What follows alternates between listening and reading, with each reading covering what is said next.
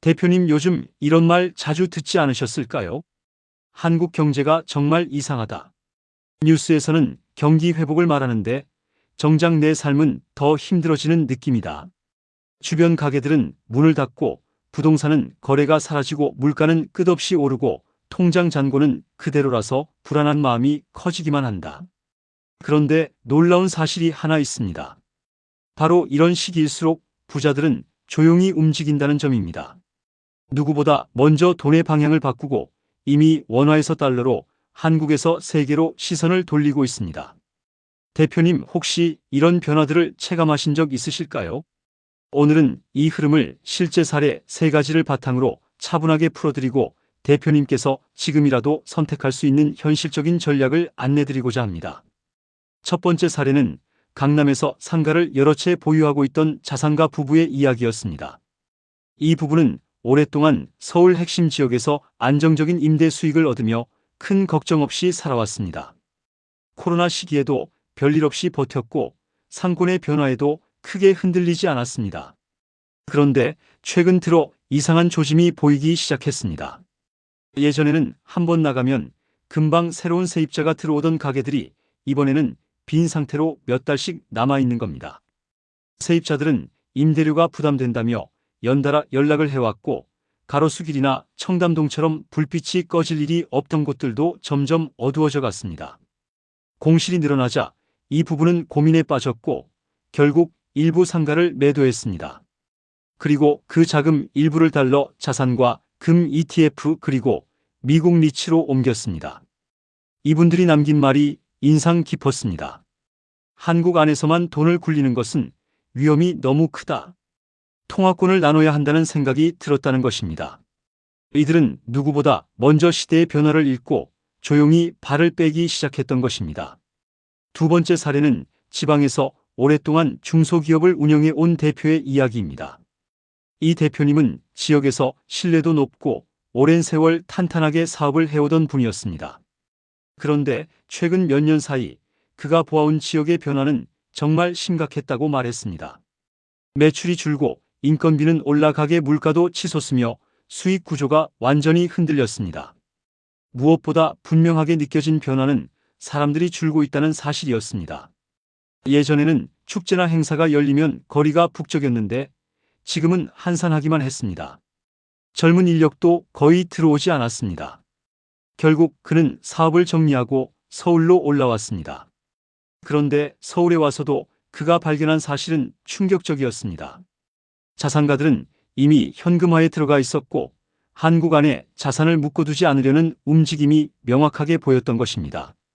그는 남은 자금을 모두 원화로 두는 것이 위험하다며 일부를 달러와 금과 예금으로 나눴습니다.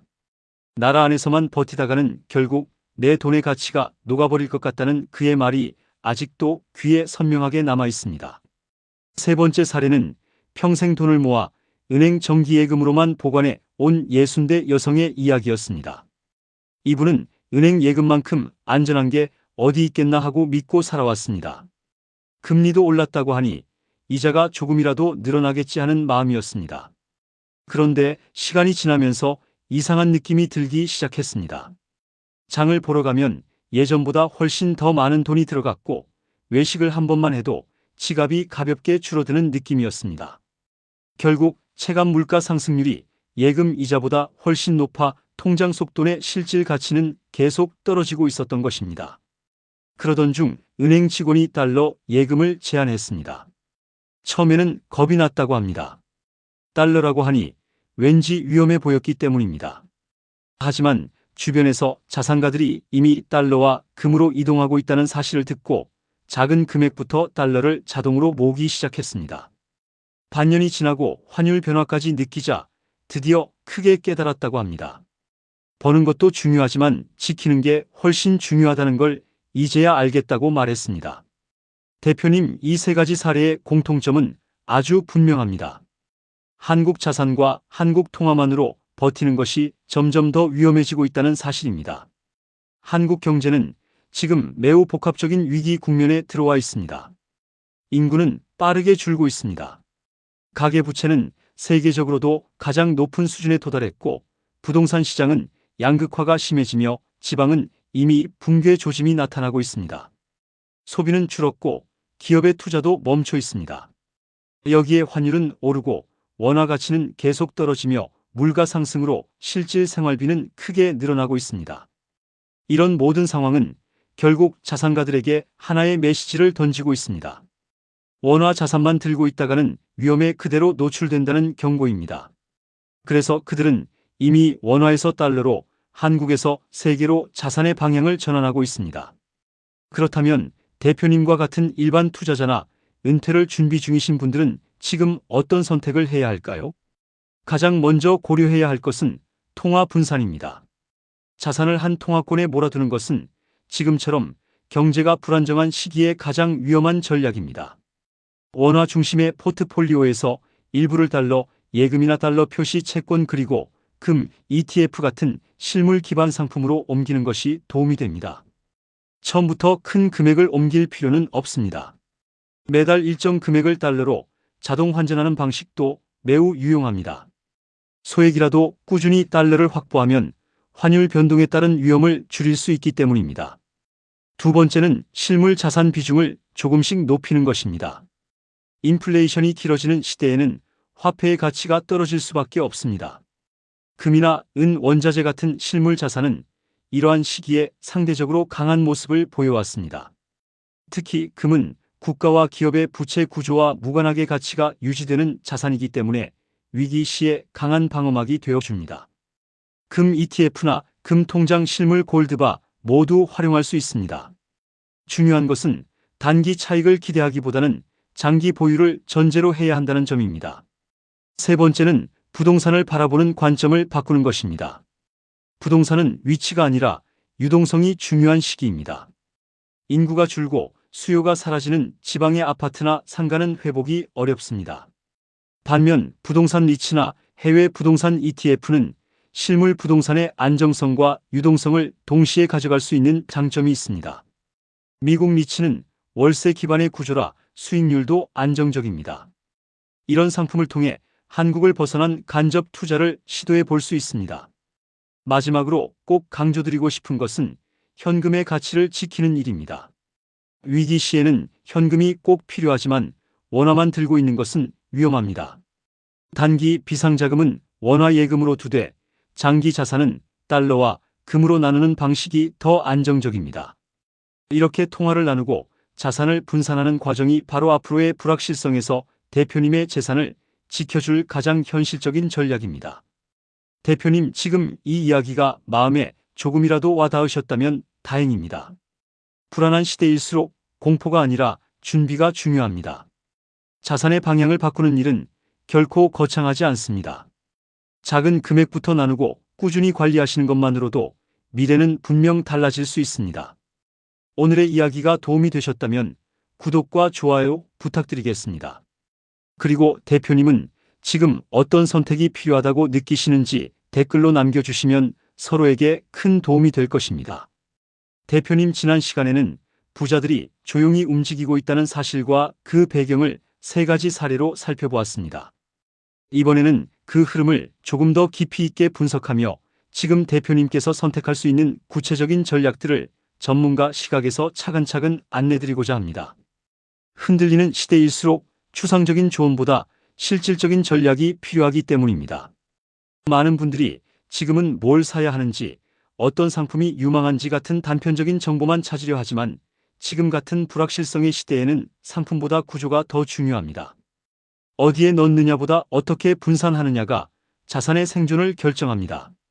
그래서 오늘은 대표님께 가장 현실적이고 적용 가능한 전략들을 중심으로 말씀을 드리겠습니다.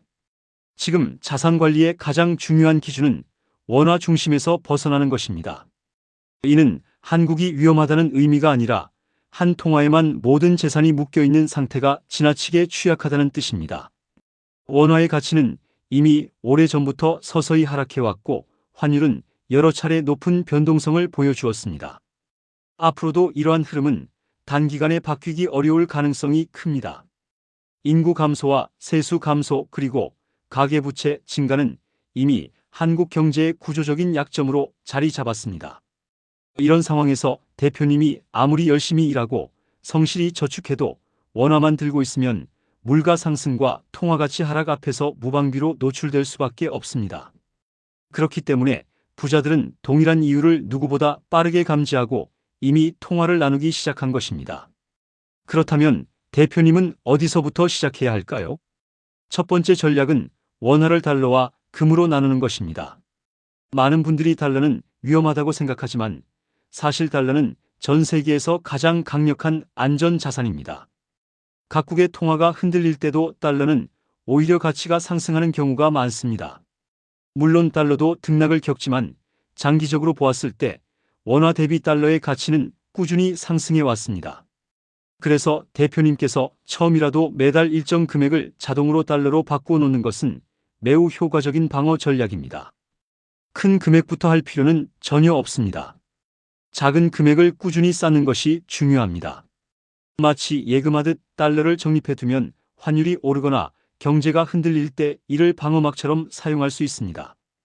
달러 예금뿐 아니라 달러 표시 채권이나 달러 기반의 리츠 상품도 활용 가능합니다.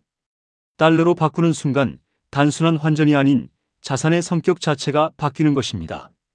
두 번째 전략은 금과 같은 실물 기반 자산의 비중을 높이는 것입니다. 대표님도 느끼시겠지만 지금의 경제는 단순한 경기 침체가 아니라 물가 상승과 인플레이션이 동시에 이어지는 복합 위기입니다. 이런 상황에서는 화폐의 가치가 빠르게 떨어지지만 금처럼 실물 기반 자산은 상대적으로 안정성을 유지합니다. 금은 국가나 기업의 부채와 무관하게 가치가 정해지는 자산이기 때문에 어떤 충격에도 일정한 가치를 가진 채 남아 있습니다. 금 ETF나 금 통장 실물 골드바 등 선택지는 다양합니다.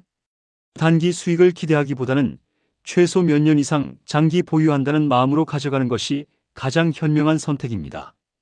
금은 급등락을 경험할 수 있지만 장기적으로는 꾸준히 화폐 가치 하락을 방어하는 역할을 합니다. 세 번째 전략은 부동산을 유동성 중심으로 재정비하는 것입니다. 많은 분들이 부동산은 무조건 오래 들고 있으면 오른다고 생각해 오셨지만 지금은 상황이 완전히 달라졌습니다. 인구가 줄어드는 지역의 부동산은 수요가 사라지고 회복이 어려워질 가능성이 큽니다. 지방의 아파트나 상가는 거래가 멈추기 시작했고 일부는 매매 자체가 어려울 정도로 수요가 줄었습니다. 반면 부동산 리츠나 해외 부동산 ETF 같은 상품은 실물 부동산의 안정성을 유지하면서도 유동성을 확보할 수 있는 장점이 있습니다. 특히 미국 리츠는 월세 기반 구조라 장기적으로 꾸준한 배당 수익을 만들어줍니다. 한국처럼 전세에 의존하지 않아 공실 리스크가 낮은 편입니다. 부동산을 꼭 팔라는 의미가 아니라 유동성을 고려해 포트폴리오의 균형을 다시 잡아야 한다는 뜻입니다. 네 번째 전략은 세금 구조를 반드시 고려하는 것입니다. 세금은 생각보다 훨씬 강력한 변수로 작용합니다. 투자 수익이 아무리 높아도 세금으로 대부분 빠져나가면 실질 수익은 크게 줄어듭니다. 한국은 부동산 관련 세제가 복잡하고 다주택자에게는 부담이 크게 늘어난 상태입니다. 반면 미국은 종합부동산세가 없고 다주택 중과가 없으며 법인을 활용할 경우 경비공제를 통해 합법적인 절세가 가능합니다. 단순히 투자만 생각해서는 안 되고 어떤 구조로 투자하는지, 어떤 통화로 보유하는지, 어떤 세금 규정을 적용받는지까지 함께 고려해야 전체적인 수익을 지킬 수 있습니다. 이런 이유 때문에 자산 규모가 큰 사람들은 반드시 전문가와 함께 세금 구조를 설계합니다. 초기 계획이 결국 전체 수익을 결정하기 때문입니다. 다섯 번째 전략은 현금 비중을 유지하되 통화를 분산하는 방식입니다. 위기 시에는 현금이 반드시 필요합니다. 하지만 원화만 들고 있는 것은 위험합니다. 환율이 급등하면 원화의 실질 가치가 빠르게 떨어지고 물가가 오르면 예금, 이자는 아무 의미가 없게 됩니다. 따라서 단기 비상자금은 원화로 준비하되 장기 자금은 달러와 금으로 나누어 보관하는 것이 더 안전합니다. 이렇게 통화를 나누면 어느 한쪽이 흔들려도 전체 자산은 안정적으로 유지될 수 있습니다. 이것이 바로 부자들이 말하지 않는 가장 중요한 생존 전략입니다. 대표님, 지금 말씀드린 내용들은 절대 거창한 이야기가 아닙니다. 거대한 투자 기술이나 고급 금융 지식이 필요한 것도 아닙니다. 작은 금액부터 천천히 나누는 것만으로도 대표님의 자산은 충분히 위험에서 벗어날 수 있습니다. 중요한 것은 지금부터 방향을 바꾸는 일입니다. 부자들이 먼저 움직인 이유는 정보가 많아서가 아니라 위험을 감지하는 감각이 남다르기 때문입니다. 대표님도 지금 이 순간 작은 변화만 만들어도 앞으로의 삶은 크게 달라질 수 있습니다. 돈은 늘 안전한 곳으로 먼저 움직입니다. 그 흐름을 아는 사람이 미래를 지킵니다. 대표님, 오늘의 이야기가 마음에 닿았다면 구독과 좋아요를 눌러주시면 정말 큰 힘이 됩니다. 그리고 대표님은 지금 어떤 선택이 필요하다고 느끼시는지 댓글로 남겨주시면 좋겠습니다. 서로의 경험을 나누는 것만으로도 많은 분들에게 도움이 될 것입니다. 대표님의 자산이 더 안전하고 단단하게 지켜지기를 진심으로 응원드립니다.